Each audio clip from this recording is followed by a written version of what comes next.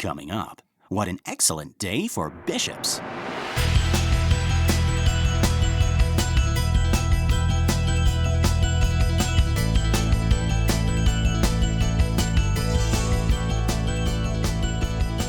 Well, howdy folks, and welcome to Minute 99 of the Exorcist Minute, a show where we endeavor to examine, extrapolate, and excavate The Exorcist, minute by terrifying minute. My name is Lester Ryan Clark. And I'm Keenan Diaz. And we'll be your holy guides on this journey through what some have called the scariest movie of all time.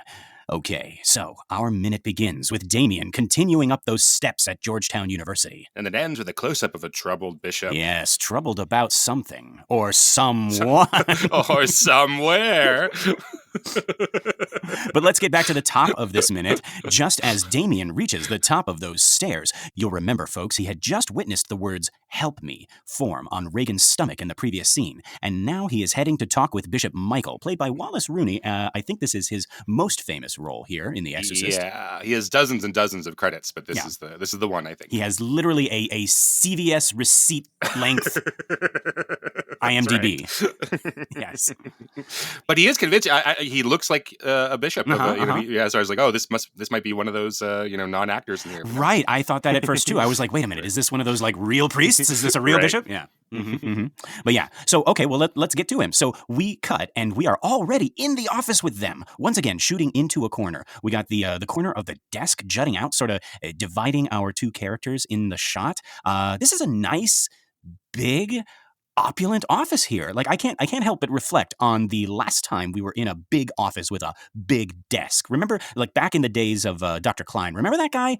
Remember that useless guy? If this were a requel of The Exorcist from 2024, he would come back. Oh, and, yeah. Help at the end. Right. Don't forget me. Every character needs to come in here. Yeah. I believe you're forgetting something, Father. Science. Or no, my little car. Yeah. Yes, like, he's going to let us touch the little car. That's Dr. Klein's arc. That's his reveal. Is like, it's Right. like it's got the two girls, right, and they're tied up in the chairs, right, and everybody's circled around them. It's like, oh, what do we do? Nothing's working. And then two of the outside circle, characters, they part because down on the floor, rolling into the center of the circle, is this little red car, and then you just hear outside the room, beep beep. That's right. And if it were an 80s action movie, he'd say, beep, beep, motherfucker. Yeah, right. He'd come in there. No, but it makes a lot of sense to compare these offices. That's the first thing I was thinking as well. Yeah. So yeah, like folks, we can't help but want to compare these two offices, these places of authority as they are presented to us in this movie. And then I also guess like the third one could be Chris's man cave office, daddy's room, right? Absolutely. Where she talks with Karis. How do these places of power stack up, like visually, spatially, etc.? I was actually trying to see if this was a real location from Georgetown University. That location website they just found, which is great. Then now movielocations.com. Yeah, I was trying to see if that was there, but this is a private place, so it looks like that guy wasn't able just to wander. Oh, okay. But I did see some old photos of which might have been like the president's office or someplace like that in Georgetown. And it looks very similar. Okay. So I don't know if they've recreated those private offices in Georgetown or whether they use the real space. Yeah. But I think this is a real space, and we know that Daddy's room, Chris's office, is not a real space. They've invented that on set, and Dr. Klein's office, I don't think that's a real space either. No. And if it is, they've done a lot of dressing to it because it's very specific to that character. Right. Yeah. So yeah, this is a big, warm space as opposed to Dr. Klein's office, which is set up to make Chris look small and weak and feminine, right? Yes. And like, oh, you're over your head here. Don't ask questions. Like I have this wall of diplomas, and I have all of my masculine stuff back there. My car, abstract art. You wouldn't be able to understand it. Right. It's abstract. It's abstract. And then Daddy's room, which we were talking about a few minutes ago. And we were talking about how like Chris seems to use the design of that space against Damien, right? Make him look small and make him look weak and feminine. Yeah. And she becomes right. Even to the point daddy. where her hair changes a little bit, right? That's right. Yeah, it looks like she's more masculine. She's daddy there, yep. right? So yeah, I was expecting, right, that it would be something similar where it would be, you know, like it would be imposing and it is a big space. Yeah. It is a masculine space, but it doesn't feel that way. Everything here in Georgetown in the sequence, like what did we say last time? It feels like undiseased. Yes. Everything else is disease. And this is like the opposite. It's very nice and warm and healthy. Yeah. Lots of red and brown in the bishop's office here. All three offices seem to have a lot of brown, but in varying degrees of like pleasing to the eye, right? Right. Yeah. Like the bishop's walls and desk are rich and opulent. They almost look like they could be made of chocolate. Oh, yummy. Yeah. You know. And then like all the way up on the other end of the spectrum, we got like Klein's shit brown couches. Not yummy. No. And his vomity orange carpet. Like I have never vomited bright green like Reagan in this movie, but I can tell you I have vomited that exact shade of orange in my time, right? Like that's what comes out of you after too many SpaghettiOs, right? Uh-oh, SpaghettiOs. Yeah. Yeah. Exactly. And then you're like, sorry. Well, I guess this podcast, people expect us to talk about vomit, so it's not like a content warning. They were talking about like bodily excretions in The Exorcist. Yeah, but it's like that's the like orange.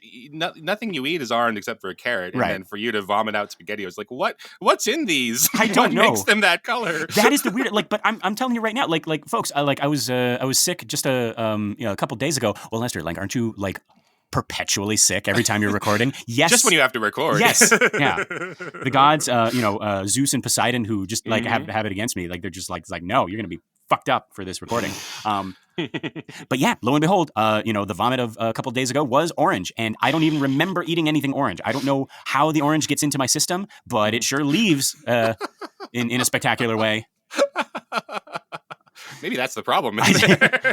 maybe my body is just like orange rejecting. It's just like nope. Exactly. Yeah.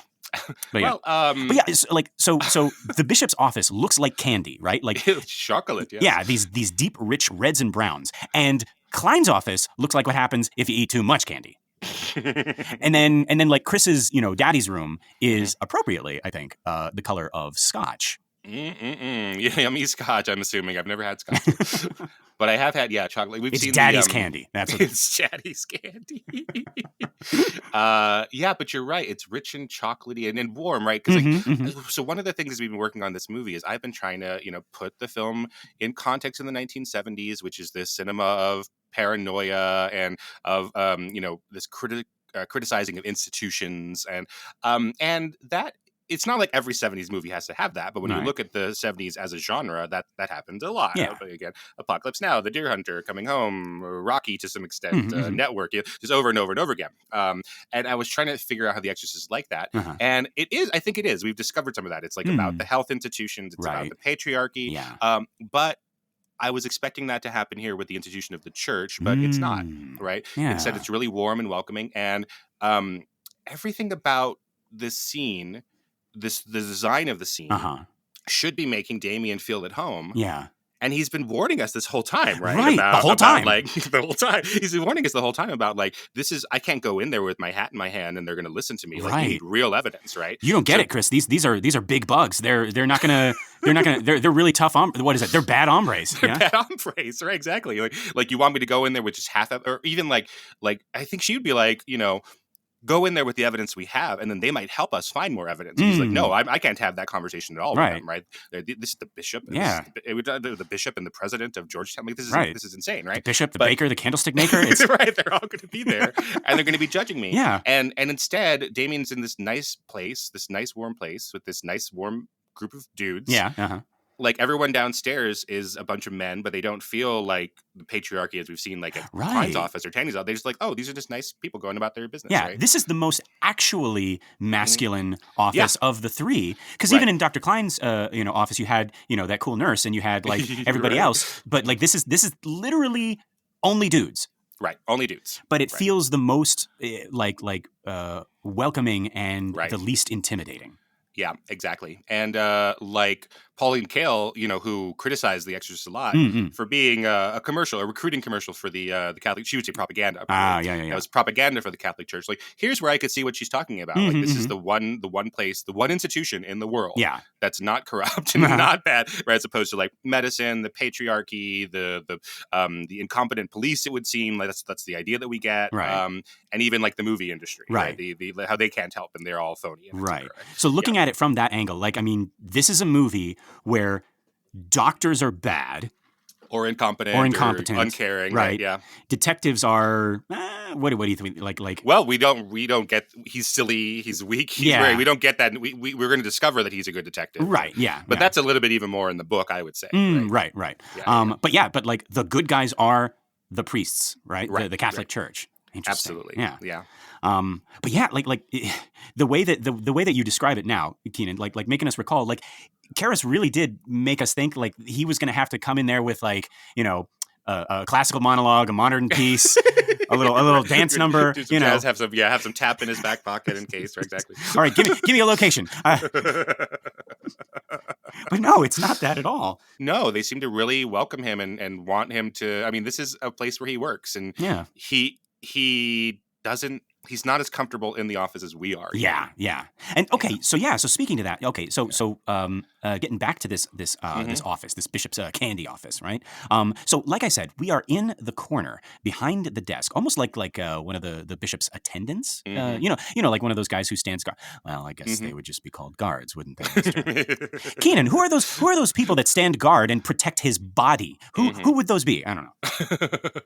Well, they could be his Oompa Loompas. Oh, that's right. This chocolate factory room of his. He just has a little flute whistle. Right. Yeah. I don't like Damien's comedic Shakespeare monologue. No, I have another one. I have something from Ibsen. Oh, they've all got something from Ibsen, don't they? Boom, boom, boom. Take him to the berry pressing room, boys. He's full of that non-faith. Just we gotta squeeze him. but like, yeah, it struck me. It feels like we're on the wrong side of the desk. Like we're with the bishop as he says, "You're convinced that it's genuine," or maybe it's the right side of the desk because now we're like, "Yeah, Dimmy, are you convinced?" Right? There's a pause. Damien is thinking, and then he says, "I don't know." That actually shocked me watching it this time around. I was like, but what have we been doing? All this, I thought, like, why are you here? Right? Like I thought that you were waiting for this thing, and now we have incontrovertible evidence. I would say, right? Like you've seen little Reagan's fingers from the inside of her body writing, "Help me," backwards, even, right, so that it could be read from the outside. Right. That was the first attempt. It was like, what's emple? Sharon's just looking at us like, I don't know, emple? Is that enough? Damn it. Yeah. Damn it. That's why I got to watch out for Sharon. Yeah. She can't read backwards and upside down. Oh, yeah. Yeah, but what is Damien looking for? I mean, it's just, so then he's got the meeting, and then it's not like, we don't get like a scene of Damien having to go and talk to the secretary outside and goes, "You want to talk to the bishop about what?" Or right. Yeah. He just gets to walk right in, presumably, right? Yeah. This is his coworker and his friend who has helped him with his mother's grief and all of that, and then he's still like, "Oh, no, I don't know." Well, has he helped him with his mother's grief? Well, this is his boss, right? Yeah. This is one of his bosses. Yeah, one of his bosses. Yeah. We can assume so. Yeah. I think so. I would. Yeah. But yeah, it maybe not directly, but he's gotten his mother passed away, and he's gotten everything he needed. Right? He's gotten that's true. support, and they tell him like take leave as much as you want. He's the one who's like, no, I'm going to come back, and I'm going to like he's the one who has not accepted their help as much as they would want them to, right. So both the president and the bishop have tried to accommodate him. Yeah, absolutely. Right. Yeah. Wow. So after all of that, he says, "I don't know." Then we get another pause. Then he turns away as he says, "No, not really, I suppose." And it's again like we're backsliding. It's like we've climbed out of this pit, out of this Malabolgia. We're like, there it is, and then we just slide back a couple of feet, and then we slide back a couple more feet. Like I can't. It's like it's almost like, what is that? like those comedic things where it's like, okay, I've been working all the way up to this point, and don't say a bad word, don't say a bad word, don't say a bad word, don't say a bad word. So what do you think, Damien? Shit. Your mother's a cocktail. But it's almost like, oh man, that was like not anticlimactic. It was more like you just feel so bad for Dimmy right now. You're like, oh, like you almost had it, Right. Yeah. And it's not like he's crumbling under pressure, is my point. No. Like he's crumbling under his own pressure that he's bringing. Yes, right. Like he did like some more inward looking, and then he's like, no, right. And so now he looks back up, and he says, "But I have made." His eyes flick away again, looking inward. A prudent judgment that it meets, eyes back up on the bishop, the conditions set down in the ritual. Interesting when he chooses to look inward and then back at the bishop, at the church. Like, I have made a prudent judgment that it meets your conditions, right? Like, he's really kind of like leaving himself out of this. Right. Yeah. He's doing all that, I mentor a lot of students as they're going like for interviews for internships or for grad school or that kind of thing. Yeah. And the advice is like, set yourself up to win. Right. Don't like you've gotten to that point. And so you're not like, they want you there. Like you have to imagine that they want you in the job. Yes. Right. Because they do. Because they're not hoping, oh, I hope that this kid comes in and they suck. Right. This kid comes in and they're great. And they're hoping to find someone. Like they need to fill a position. Yeah. Right, exactly. And so Damien is doing the opposite of all of that. Yeah. Right. He's trying to lose, it seems. And that's how I'm reading it. Yeah. No. Right? He is at the blackjack table, and he's just like, I don't know about this. I don't know about it. Hit me. just keep hitting me. Just keep doing it. But yeah, so we cut to the bishop as he is speaking. He says, "You would want to do the exorcism yourself." Right. He says this as he leans back in his chair. It's not a question, right? This is a statement. Now, behind him, out of focus, we see two things. Most prominent, we see a golden crucifix, which we could read either as the power of God or the power of the church, right? And then directly behind the bishop, we see a candy cane. No. No, we see what has to be an American flag, right? So we have these two authorities behind this guy, right? God or the church and the United States of America, right? It is a very bright flag. That is the brightest flag I have seen. Did they have brighter flags in the 70s, like before we lost Vietnam and before Watergate? Right. Are they duller now? Is it like just very, very subtly, like they change it, Pantone color, exactly. Whatever. I have no answer to that, folks. If anybody knows, any conspiracy theorist out there, it is the cheeriest red I think we see in the whole movie. This is like and oddly from like a thing representing like the United States government, right? Yeah. So rather than like the church or whatever, right? Right. Yeah. Yes. If you're not pulling up, watching along with us, it looks like a candy cane. Yeah. That's very, very much like a candy cane in this candy office, right? Okay, so then we cut back, and Dimmy is looking inward again. There's a pause, and then he says, "Yes," as he looks at the bishop. No more shying away, right? And now, like Chris, after he has dropped this bomb, he sort of straightens up and he takes a breath. We get the feeling that he hasn't been breathing, or he's forgotten to breathe, and now it's like he's either breathing again now that it's out, or he's bracing himself for the bishop's answer. Personally, I think it's like the latter, right? But it also feels like it could be both. He has played a card here. This is the thing that he has been talking about to Chris for a good chunk of the story. This is the case that he is building up. So now he waits. Yeah. But I want to pause on this one word though. This yes.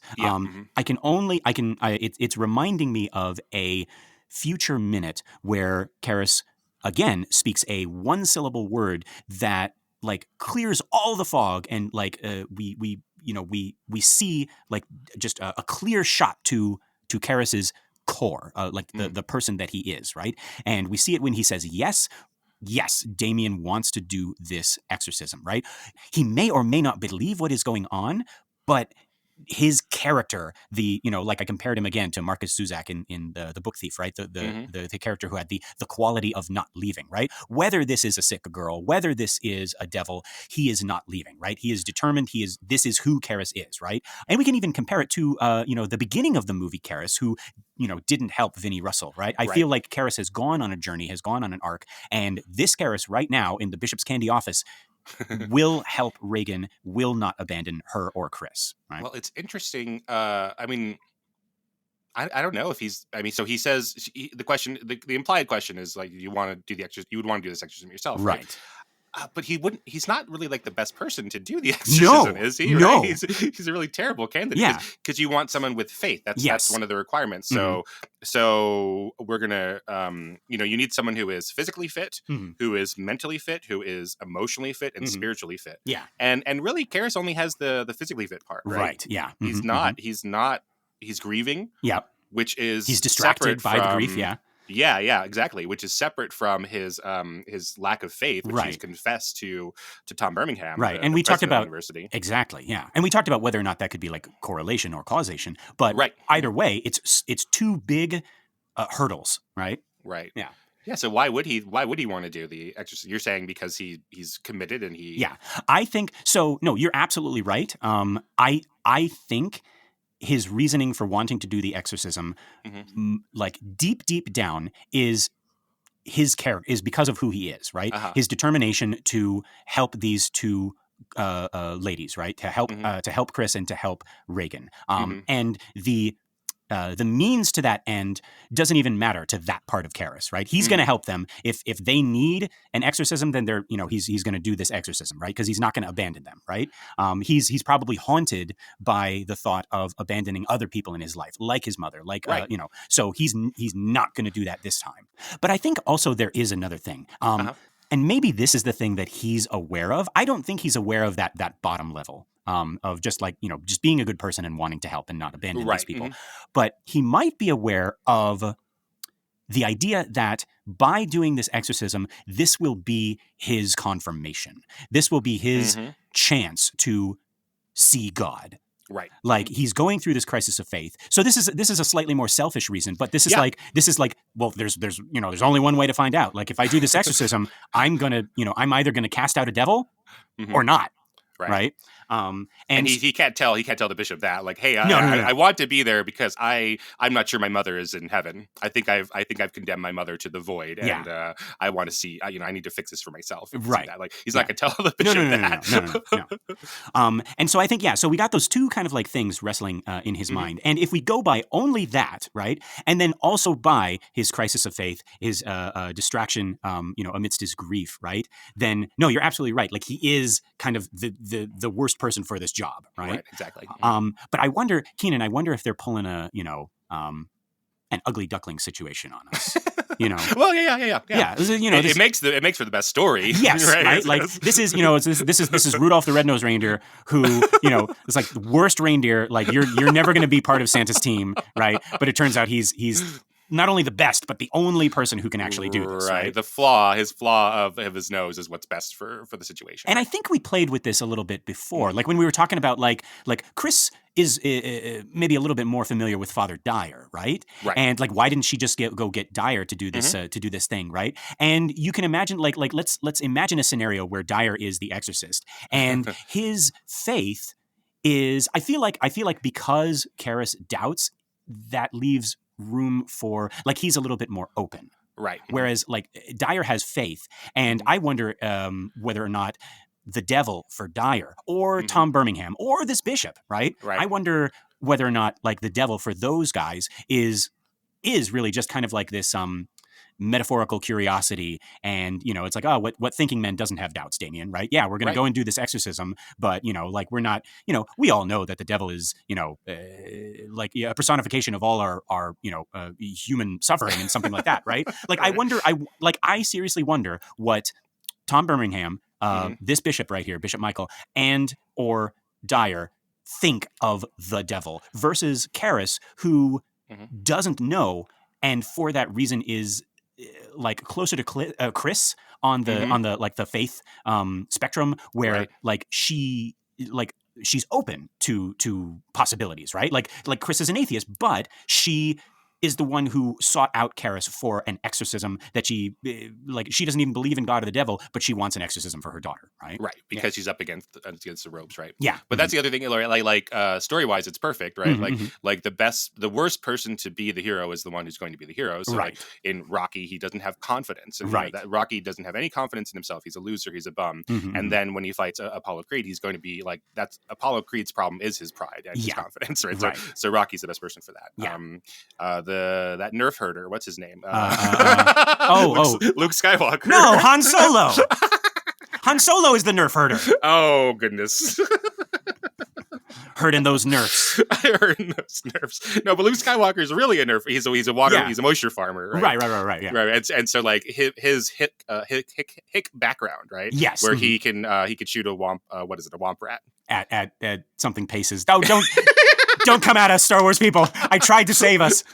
Right, but Luke Skywalker is the best person to blow up the Death Star because of his background as a hick, and because of his belief in the Force, which put him at odds with the rest of the Rebel Alliance. Right. Yes. Yeah. He's the one person. Right. He's the unlikely hero who becomes the hero. Yeah. Right. Exactly. And Han Solo. Right. Like he's the scoundrel with turns out the heart of gold. Right.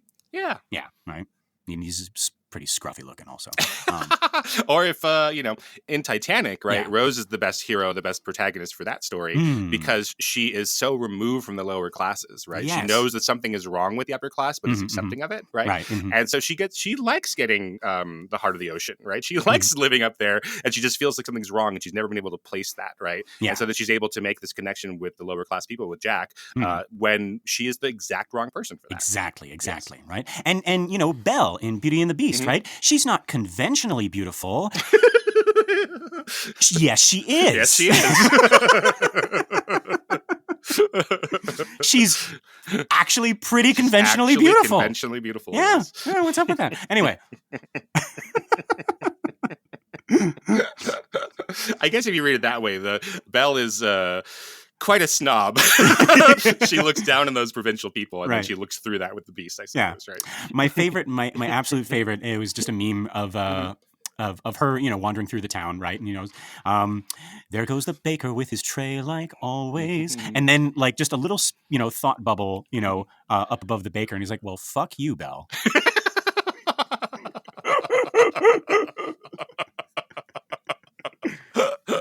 Yeah, she's judgy. Yeah. Watch out for Belle. No. But yeah, okay. So Karis has said yes, he wants to do the exorcism. Now we cut back to the bishop, who has moved again. We keep catching this guy like midway through his reactions. We don't we don't see how Damien's responses land on him, right? We only get his response as it comes out. Did you notice that? Yeah. Yeah. He's a wily bishop. He's all over the place. Yes, right. Can't sit still. Right. He's always moving diagonally, right? That's why Friedkin is shooting into a corner, because he knows it's like that's the only place that this bishop could go, right? Yeah, we did it, folks. We did it. Yeah, I guess we haven't seen the floor of this office. No, we have not. Yeah, whether he's on brown or red. Yeah. Right. So you would like to do the exorcism yourself? Yes. Checkmate. No. Okay. So we catch the bishop in the middle of contemplating, right? His fingers form a steeple, which is very appropriate, as he says, it might be best to have a man of experience, maybe someone who's spent time in the foreign missions. And again, we don't even see him finish his thought. We're back on Damien now, which I like because we can see how this lands on him. Right? And I have him on freeze frame right now. And the first thing that comes to mind is sad puppy dog. Like, just look at those eyes, right? Like, this is, like, we can see exactly how this affects him. Like, and it's actually really sad. We've been following him this whole movie. And, we've joked about it. We thought that he was going to be the exorcist. And eventually, like, so did he. And it's heartbreaking to see him accept the call and then be denied. We're like, oh, but he's ready now. But then, is he? Right? Like even at the top of the scene, he admitted that he still does not believe it's genuine.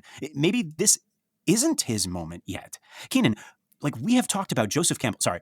We have talked about, we're going to get emails. We have talked about Joseph Anderson, right? Who's Joseph Anderson? Okay, I'm going to try that again, folks. Keenan, we have talked about Joseph Campbell. Good old Joseph Campbell. But no, sorry. It's a common misconception. Yeah, it's not Joseph. It's Joseph Anderson. Joseph Anderson. Yeah. He's a regional anthropologist. Right? Yes. Yeah. You're like, what the fuck are they talking about? So Joseph Campbell. Yeah. So we have talked about his refusal of the call. But is there a situation where you answer the call and are denied because it's not your time yet? Oh, that's interesting. He has a bunch of different story beats, like dozens and dozens more than we sort of reduce them, to make it easier as we're learning. But there's not. I don't think there's a name for that one. Or if there is, it escapes me. There's a refusal of the call. There's a refusal of the return. Right. Yeah. Which is right before. That would be about here where we are, right before Act 3 starts, right? Yeah. Where the main character is like, I am given the opportunity to go back to the ordinary world and just give up, right? Because kind of like if Damien were to say like, or maybe that's what's going on here, like because Damien could say like, hey, I'm going to pass this along to the real heroes now, the professionals, right? Yeah, right. And I'm going to go back home and just take care of myself and go back to the way they were, right? So that happens, like the beast gives Belle the mirror and says you can go back home, right? And then she realizes no, what I actually have to do to make things right at home is to save the beast, right? Right. Yes. And she's giving up the comforts of home in order to go and help this new world, right? Right. Yeah. Yeah. So what's her name? Rose on that ship, the one that sank. Yeah, the one that sank. That ship that sank. Yeah. It was a Titanic tragedy. Yeah. Yeah, if she were to be like, if her mother was like, you have to marry Cal now, and she's like, yeah, you're right, and then like never sees Jack again. He's like, yeah, that was really fun, but let's get serious now. I'm going to go marry Cal. I do like living comfortably. Right. Sorry, Jack. It's a lot easier, right? Yeah. When I'm cold, I can do something about it. Right. At home, we have all those doors I can lay on at home all of myself. That's my favorite thing about it. Mm-hmm. Yeah. That's really interesting. Maybe that's what's going on here. Like this might be the refusal of the return. Interesting. Where he's given his chance to go back and he says no. Like with that yes idea. Yeah. Exactly. Yeah. Okay. All right. Yeah. You're turning me around here, right? This might not be like a refusal for him, but a refusal of a return. A return to the ordinary world. Yeah. Okay. But I'm specifically talking about the bishop saying, "Let's see who's around." Right. So I don't know about that one as a story beat. Yeah. That would be like, hey, Rocky, get ready. You're going to fight Apollo Creed, and you're going to do all this stuff. And then the day before, they're like, never mind. Yeah. Right. Not gonna do that. Right. I almost wonder, like, what does he mean when he says, let's see who he's like, is he saying no? Or is he saying you and another guy, let's see who's around? No, I think he's saying no. Yeah, that's what I thought at first too. Because you look at Karras's reaction, right? Mm-hmm. Like he takes a deep breath and he lets it out in a sigh. He's like, I understand, Your Excellency, right? After once again looking inward, he looks back up as the bishop says, let's see who's around, right? Because no one in America has done an exorcism according to this movie, right? They don't talk about the Robbie Doe case or anything like that. Right, yeah. So we have to go to the foreign missions. We have to see people who have been overseas and done them. Those exist, but it's so rare. So why would they get Damien as opposed to someone who, has done it before? Who has had experience, right? Right. Yeah.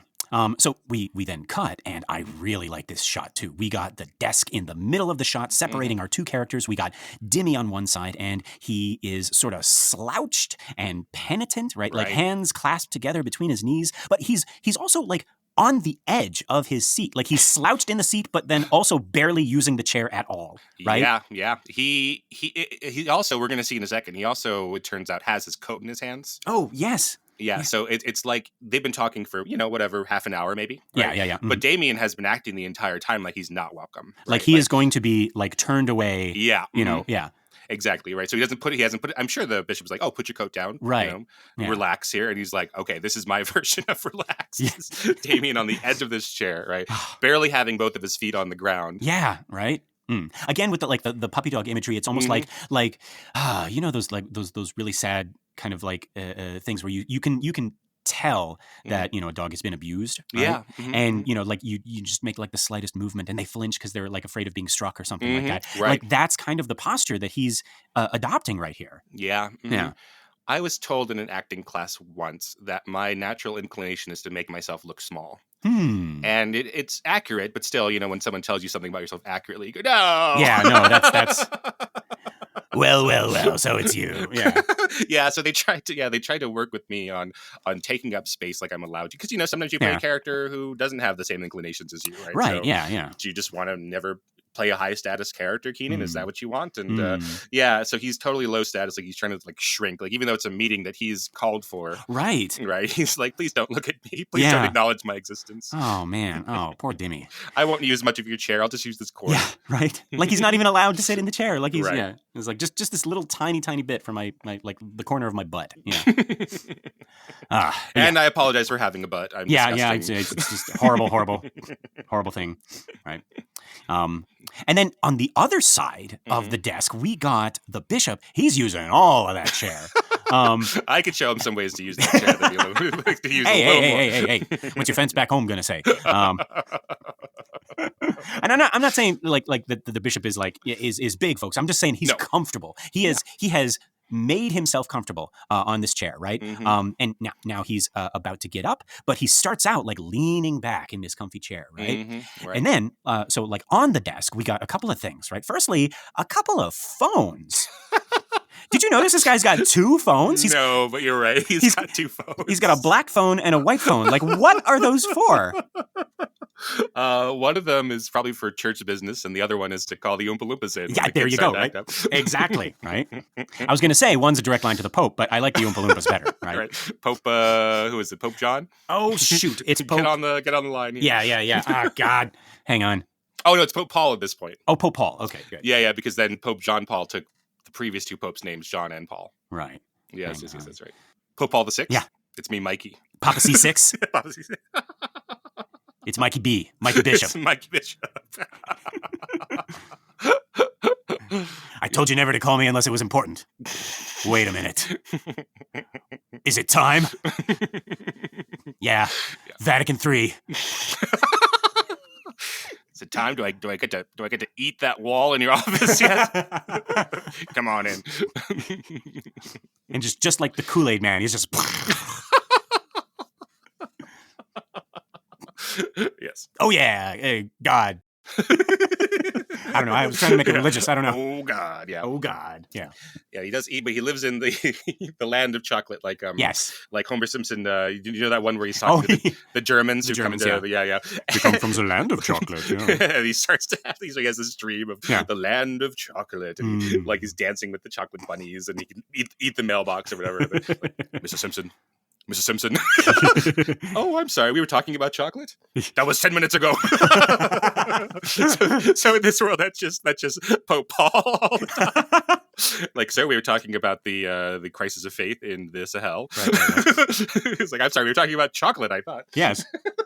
No, that was Vatican I.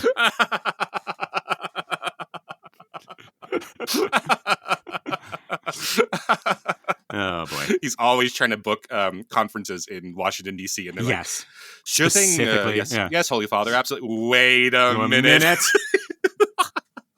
You're trying to go to Georgetown. You're trying to steal my chocolate chairs. And he snaps. He's like, "Oh!" He's become a cartoon character, like a Hamburglar. Exactly. Right? Yeah.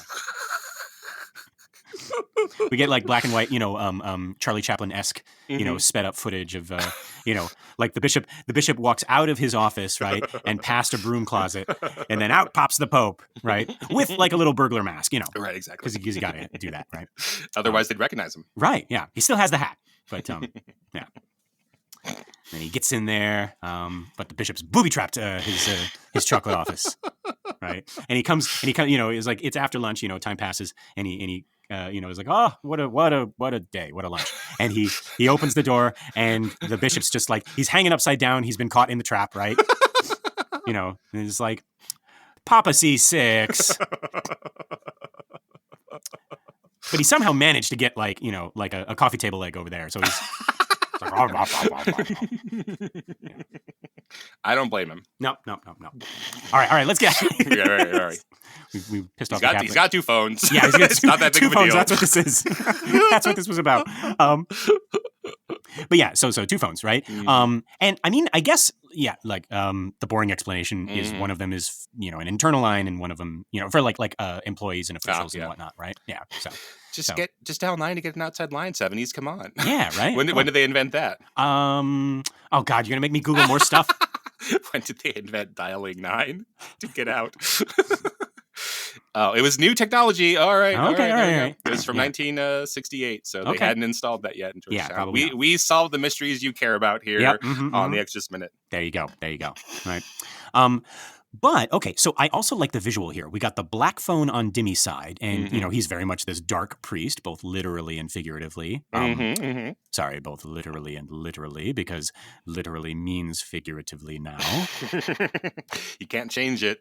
The children have decided that's just the case now. I can't change it, but I don't have to like it. No cap. Yeah, Webster's has decided you were wrong and you were old. Webster's is younger than you now. Wow, wonderful. So on the other side, so we got this dark priest, on the side of this dark phone. And then on the other side, we got this plump, white-haired bishop, and he's got the white phone. I don't know. I was waiting to do this comparison when Marin shows up, but it already seems like we are contrasting Dimmy with other white-haired priests, right? What do you think? Right, yeah, absolutely. He because we had that with Birmingham too, right?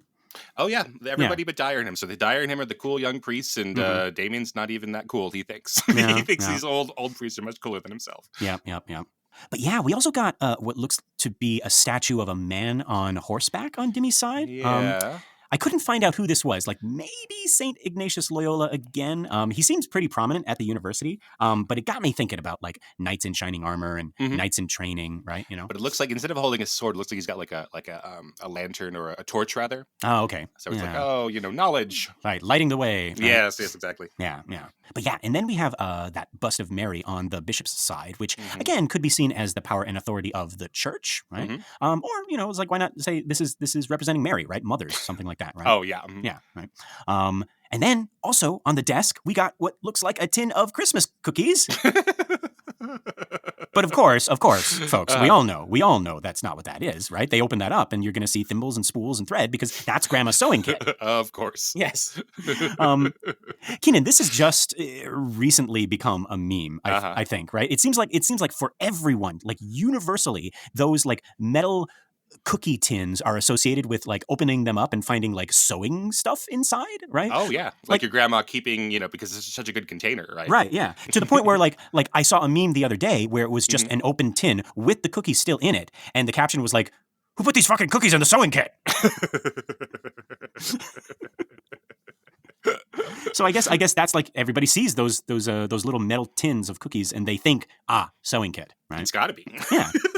But does that, so do people just not buy sewing kits anymore? Is the sewing... Why would you, if for the same price as buying a sewing kit, you get a sewing kit tin with cookies in it that you get the same price for buying a cookie tin, you get a sewing kit. How much are those Royal Dance cookies? They must be $6 or something. Yeah, right? With a perfectly good $6 sewing kit. So, is the sewing kit industry just going out of business? Are they going over to Dance Cookies and putting daggers on the door, being hey, stop all this delicious cookie making, this Viking invasion of cookies. Those are our grandmas. Don't you they're our turf, right? That's right. But it made me think.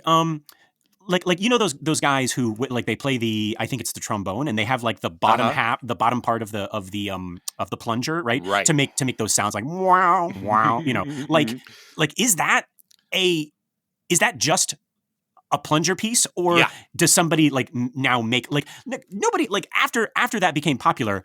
I'm sure some business somewhere was well, let's just make these. Just the bottom of plungers? Yeah, never intended for toilet use, but just for trombone playing. Or is that a stupid business pursuit? And I'm thinking way too hard on this, and people just going and buying extra plungers. And what do they do with the sticks, Keenan? Well, if it was efficient, right? So the because you're right. Like I think like even like Trombone Shorty or whoever like the most famous trombone players, I think they use plungers, right? Yeah, because like the medium evolves around that DIY version, right? Right. So people are like, oh, that sounds better, or at least sounds distinct enough from like a metal one you would use, right? Yeah. But yeah, if it were an efficient industry, a trombone player and then some other musician would go in and split the plunger, right? Right. So I don't know who that would be. I don't know what instrument would need just the stick. Yeah. Because otherwise there's a lot of waste going on. And what are you going to do? You're going to whittle it down into oboe reeds, like really, really tiny. That's how you can tell, like you're in the musician part of the neighborhood, right? You just got all these like plunger sticks lying around, right? Exactly. Yeah. And then as you're walking, you just hear warp, warp, warp, warp, warp, warp, and then you stop walking, right? And you're like, what was that? And then you keep walking. It's like warp, warp, warp, warp, warp, warp, warp, right? And then you run around a corner just as a cymbal clashes. Right? He's like, oh, it was a narrow escape, right? And then you turn, and the camera pans out, and you're like, there's like just like a whole gang of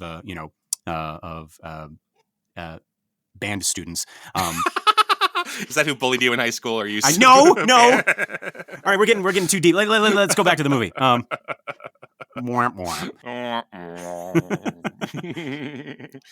So what do you think is actually in this thing? Like I know it's not cookies. I know it's not the sewing kit, right? But you don't think it's his? I mean, I would like it to be cookies. He has this nice, delicious looking office, like right. Well, if the whole office is made of chocolate, do you really offer your guests cookies? I'm sure. No, actually, yeah, that's right. Yeah, I'm sure it's like something bitter in there instead. It's like kumquat rinds. Oh, to balance it out. No, but it probably is like cigars or something like that. Okay, yeah. Or what would a dude in the 70s offer his guest in a little tin? You don't think it's like communion wafers or something like that? And then they have to. I don't know. Am I being sacrilegious? I don't know. No, you're not. It's just very inefficient that every time they hold mass, they have to go and knock on the bishop's office. Yeah. Do you have any extra wafers? I gave you wafers last Sunday. We're running a tight ship here. You know how expensive these things are. Yeah. And I'm talking like pre-transubstantiation wafers, right? Right. I don't think they have any leftovers. Yeah. So okay. So you say cigars, maybe. Yeah. Okay. All right. I can see that. Yeah. You have a pleasant cigar smell in here, right? You would have. Yeah. I don't know what else you would offer. Yeah. Yeah. No. Okay. So sorry, that's the kind of mysteries we don't solve on Exorcist Minute. Sorry. Yeah, right. And maybe maybe it's better not to know. Maybe it's the heads of his enemies, shrunken heads of his enemies. That's right. It's small. But yeah, so in any case, right, our guy says, in the meantime, I'll call you as soon as I know, right? He gets up from his chair. He holds out his hand. Soon as Damien sees what's going on, he also rises, takes the hand, says, thank you, Your Excellency. And he kisses the bishop's ring. Yeah. Keenan, what flavor do you think that ring is? I can't escape from this candy. Well, later we see it's kind of dark reddish, but it's the 70s, so it's before they invented all my favorite candy flavors. Because it's not blue raspberry yet. It's not green apple. It's not watermelon, right? No. So it's probably old 70s. It's licorice or banana. Banana or grape. I can deal with a grape, but okay, sure. I never go, oh God, I wish I had a grape candy. No. Now. There are certain candies. There are certain fruit flavored candies where it's like I like the fruit, but I don't like the candy. That's you know what I'm talking about? Banana for me. Yeah, banana. Like I love bananas, actual bananas, right? Mm-hmm, yeah. Bananas, orange, basically anything. But orange flavored candy. No. But oranges. Oh my God, give me them. Yeah. Yeah, what flavor do you think? I'm going with grape based on the color. I just because of all the reds around this office, I'm thinking like a cherry Jolly Rancher. Yeah, that's an old school candy flavor. That's good. Yeah. All right. Or maybe just Karis leans in and you just hear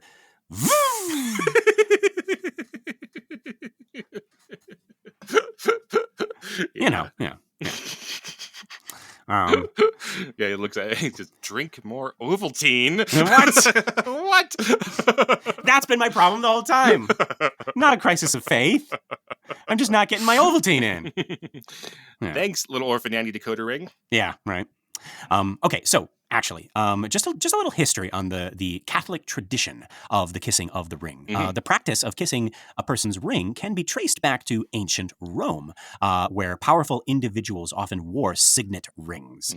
These rings were used to seal documents, and they were a symbol of authority. Kissing the ring became a gesture of respect and submission to the person of authority, and you would never give it to anybody like Solomon did. I was listening to our Solomon episode where I asked, I feel so stupid because I asked, like, are these signet rings like real? Because you see them in movies with the like, right, yeah. And I listened to it, I was like, well, obviously, yes. That's wants us to explain, like, that's what they're for. Like, oh, it's so clear. Yeah. But I mean, they're like your signature, they're like your autograph, they're like your It's like a little like that's how you would seal documents, and people would know, oh, this is from Bishop Michael, or this is from Solomon, or oh, this one's in the shape of a little toy car. This is from Dr. Klein. Right, exactly. And like having it be a ring, so it's always on your person. It's hard to steal, right? Like if somebody gets it, then they probably means you got, right? Like you got killed or something, right? Oh, right, yeah. Oh, this one's got the shape of my mother sucking cocks in hell. This must be from Captain Howdy. Yeah, if you could just drop that off next time you're over at the house. I only have one. I just wanted to just send it over, just see how you'd react. But I kind of need it back. Right. I can't get back into hell without it. They're down at the gates. It's like, so Captain Howdy, where's your ring? It's like, I am right. He's already been exorcised, right? Right. So but he can't get back into hell because he left. He's like, no. Poor Captain Howdy. No. This is the third time, right? Like, this is his third ring. They've given him, like, multiple chances. And it's like, now rings just, like, burn a hole in his pocket, right? It was like, it's not supposed to be in your pocket! But yeah, okay. So when Rome became Christianized, this ring kissing thing, it was adopted into the traditions of the church with priests and lay people kissing the ring of the Pope or a bishop in this situation. Right. And now, speaking of the Pope, right, he had what is known as the fisherman's ring, which had an image of St. Peter, the first Pope, fishing. Traditionally, each Pope had his own fisherman's ring, which was destroyed after his death in the presence of like all the other cardinals with this like ceremonial hammer. Yeah, I just saw this movie, Shoes of the Fisherman, where Anthony Quinn becomes Pope, and they go through a lot of the minutiae of that. And all the cardinals who are, before they start voting for the next Pope, they take the old Pope's ring and they smash it in front of everybody. That is so, like, Lord of the Rings epic-y, like, the Pope is dead, long live the Pope, smash, right? Like, wow. Yeah, exactly. Yeah. Today that doesn't appear to be the case. It seems that popes can inherit rings from previous popes. They can even keep the ring that they had as a cardinal. I think that's what Pope Francis is doing. Like, he doesn't have a fisherman's ring, or at least he doesn't wear it like publicly. If my research is correct, it looks like he kept his old cardinal ring. It's just a small silver ring with a cross. A cross from where? Never getting away from that. Yeah. But okay, so actually, there's videos on YouTube of Pope Francis discouraging people from kissing his ring. Yeah, apparently this is something the church has been trying to move away from, and Pope Benedict actually even abolished the kissing of rings, but apparently people just keep doing it anyway, and even now Pope Francis has to tell him to stop. So it's not like a COVID thing that Francis created. It's like Pope Benedict was trying to get away from, like, because it's like worshiping an inanimate object. It's not like a sacred object even or anything. Yeah, so I guess they had this idea even before COVID, right? And now, like with COVID, it's like, well, let's all the more reason to not do this thing anymore, right? Right. Yeah. Right. So I've seen videos like in doing the ring kissing research. I've seen videos of just this long line of people, coming up to the Pope, right? And he gives them the blessing, and some of them they'll try to like, it's almost like they're trying to do it like on the sly. They just like. Like they're the Hamburglers. They're like, I'm going to get that ring, Yeah, if I got to see the Pope, and I would hope I would do some research ahead of time, but I might just instinctually think that's the right thing to do, is to kiss the Pope's ring. Yeah, now, but he swats him away. He's like, stop it, right? You haven't seen the Madagascar movies. Did we talk about that? No. So Sacha Baron Cohen plays King Julian. Okay. And he's just this rapscallion. He's a crazy person. He's fun because he can do anything. Like he doesn't have any rules to his character. He's just a silly person. Yeah. So in the third Madagascar, they go to Europe and they're going everywhere. And he and his friend, who is a circus bear, he's taking a circus bear's tricycle. And he goes la la la la la, and he rides up Vatican City. And you're like, geez, like what's going to happen here? Oh my God. And he meets the Pope and he kisses the Pope's ring. And then we find out that he has sucked the Pope's ring off of his finger. Wait a minute. And steals the Pope's ring and brings it back to the other lemurs and stuff. Like, Hang on.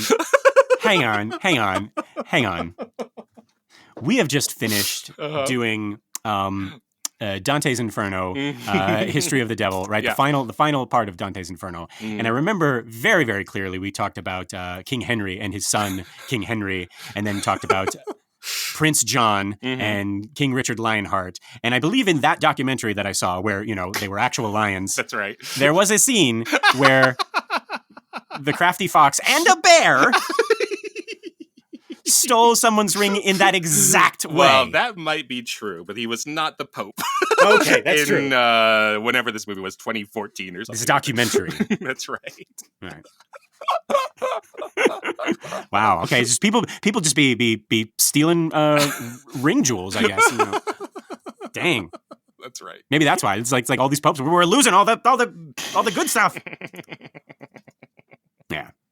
But anyway, okay. So now Pope Francis is discouraging people from kissing the ring. Right? Good. So, yeah. Good. Maybe move, that might be because King Julian, the king of the lemurs, stole it from Pope Benedict. That might be what possibly. happened. Yeah. It's like, oh no. And also, oddly, you go to the Vatican and there's a sign that says no lemurs. I don't know. Yeah, just Right. whatever. Okay, so back to the movie. We cut from this scene and this room to another room, what looks like a meeting room, some opulent inner chamber. Again, we got these like rich reds and chocolatey browns. Right. Once again, we're shooting into a corner, but the camera is slowly turning as it follows our buddy Tom Birmingham. Tom's back. Tom's right? back, everybody. Yeah, he's got his hands in his pockets. He's taking a casual stroll as he says, well, he does know the background, which is funny because that's where he is in the shot. He's in the background, right? Well, he's just walking around, slowly looking at things. He's trying to figure out what he can eat before the bishop stops him. What has my tongue? Oddly, my tongue knows how everything in this room feels. Like, what have I not licked in this place? Right? Yeah. Yeah, I better start eating stuff before Pope Paul gets back here. But yeah, so he's circling the far end of that table, while Bishop Michael is in the foreground, out of focus with his back to us. Right. Also in the foreground, also in the background, we got a large picture of what looks like the Vatican. Right. Yeah, you're right. That looks like St. Peter's Square to me. Yeah. Yeah. And then also, like, do you notice this really worn chair? It's like different. It's set apart from the other chairs, and the back of it is like it looks like it's been used a lot. Oh, right? I see. Yeah, it's more like a throne chair. It's got some like finials on the top. Yeah, and it's not at the table where you would be meeting. It's sort of off to the side. Right. And someone has clearly been licking the velvet yes, off of that absolutely, chair. Absolutely. Right? Right. We see once we cut to Bishop Michael, he just like kind of wipes his mouth. Yeah, I'm a little, I don't quite understand the hierarchy of this because we have a bishop whose office isn't Healy Hall at Georgetown, and then we have the president of Georgetown. So I don't know who's got more control here. So I just like that they both are trying to eat the chocolate before the other one. Right. They're just squaring off around, on either side of this desk. Yeah, right? This long table. Yeah, they both have their own army of Oompa Loompas to catch the other one if they catch them stealing. Right. See, I thought you were going. It's like I wonder actually the hierarchy of it's like the president or the bishop, but you were talking about like eating chocolate. Absolutely. Okay. Well, they're both a little cagey. Yeah. Uh-huh. Yeah, no, this is perfect. I would have it no other way. I'm projecting, of course. That's just what I would be concerned about. Yes, absolutely. But yeah, so Tom continues as he strolls up the length of the table. He continues speaking. He says, I doubt there's any danger in just having him assist. There should be a psychiatrist present anyway. So from this, we understand that he is talking about Karras. Right. He doesn't think it'll hurt if Karras assists. Plus, he's a psychiatrist. That's Tom's second point. And this makes me wonder, Keenan, what exactly was the question posed to Tom right before we cut into this scene? Because Tom is answering it in this way, like, sure, he can stay. So was the bishop like, hey, we got a potential exorcism and Dimmy wants to do it, but I said no? Or is he like, hey, we got a potential exorcism and our good buddy Damian Karras, and he gives him a look. He's like, Damian Karras wants to do it. Like we both know the history of Damian Karras. Well, yeah, I think that's what's really interesting, right? Because Tom knows that Damian's been struggling with his faith, right? So could it be that the bishop is like, hey, Damien brought this to me, and then Tom is saying like, oh, but why don't we let Dimmy help? Like, who is offering Dimmy up to help, right? Tom knows that Dimmy is struggling. Yeah, that's my question exactly.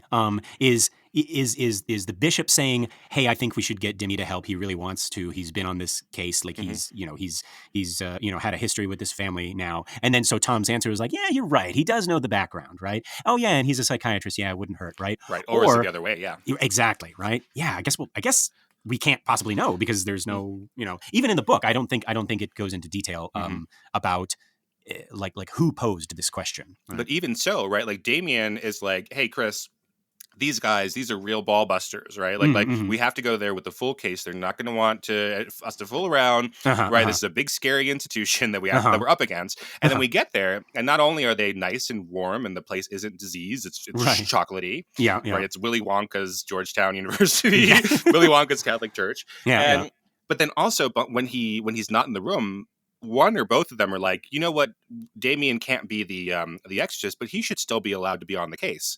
Yeah. And they're like so one of them or both of them is still trying to throw Damien a bone. And he's like, he's convinced that nobody wants him. And then actually they're like, yeah, Damien needs to be there. Yeah. Right. Of the three people, the only one who doesn't believe in Damien is Damien. Absolutely, which is totally in his that's our Damien. That's our Dimmy. Yeah. That's my nephew. Hey. You don't believe in yourself. So in any case, before Tom actually finishes his words, we cut to Bishop Michael's face. And, well, what is going on with this face? What do you think, Keenan? Well, we said he's troubled at the beginning. He is thinking really, really hard. It looks like he's got a knight coming at him from his left and a rook coming at him from his right. I was thinking the exact same thing, right? Tom has pinned him in the classic Jesuit move. Ultimately though, he's holding his hand up to his lips, right? He's really thinking, but that is the hand with his grape flavored ring on it. Right. So maybe he's just thinking, I can't wait till Tom gets out of here and I can just go back to licking my ring. But yeah, like reading it one way, I guess we could see it as him being not sure about, like we were talking about, like maybe he's not sure about Tom's faith in Karras. Yeah. Or it's the other way around, right? Yeah. But it could also just be the face of someone who's having to think about approving an exorcism. Like, oh my God, like we're actually going through with this. This is probably the first time, probably his first time approving an exorcism. Right. And certainly within like his diocese and certainly within like maybe even all of North America, right? Because they're talking about we need to get someone from outside of overseas somewhere, right? Right. Do this. Yeah. Yeah. And then even if they're not as concerned with Damien, like there's still a lot of things they got to think about here. It's a complicated issue. This is a big, you are like putting your status update out there. You are putting the Catholic Church on the map saying, hey, everybody, we're going to do an exorcism. And right? then this is the kind of thing we do here in the Washington, D.C. diocese now And then if it goes well, then great. If it goes well, then, the non-faithful are still going to just shrug their shoulders and be like, wow, the suggestion.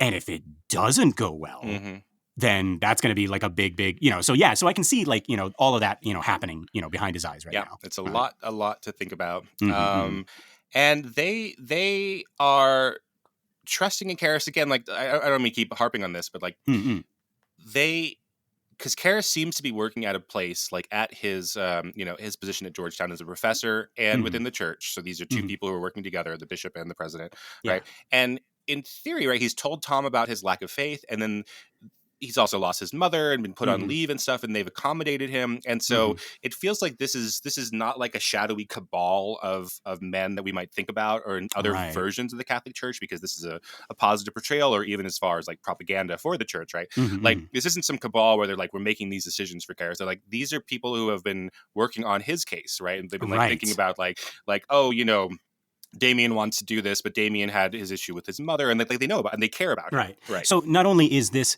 is Damien the best one for the job, but is this the best for Damien? Right. Exactly. Yeah. We're worried about him. Is this gonna mess him up even further? Right? Yeah. They both seem because we know Tom knows Damien and knows his history, and then it also just feels like the bishop does too. Right? It doesn't feel like this is the first time the bishop has talked to Damien about things. They seem to have a relationship, even though Damien doesn't want to admit that this is his friend and his mentor. Right? He's like, no, this is my boss in some way, and I'm not welcome in his office, and he doesn't want to hear about my problems. And actually, it's like, no, we do care about you, Damien. Yeah, here, please sit down, use the whole chair, right? maybe not all the way. But,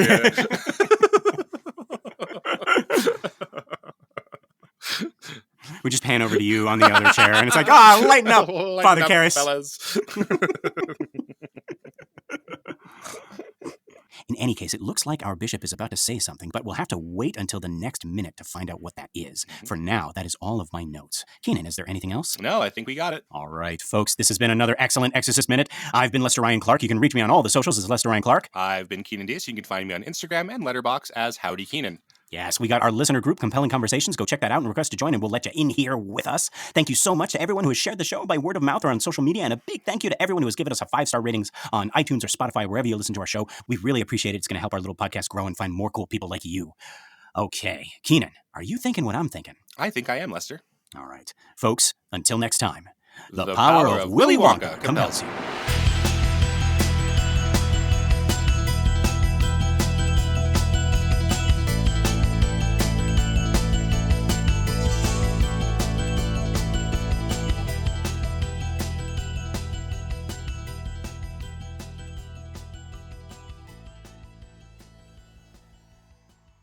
Wait, I hear, what's that music? Oh no. Oh God, they're coming for me. My sins are catching up with me. They're here to take me away in an ironic way.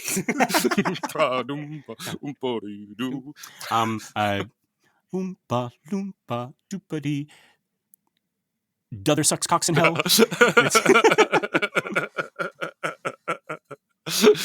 What do you get with an atheist priest? What does your mom do now that she's deceased?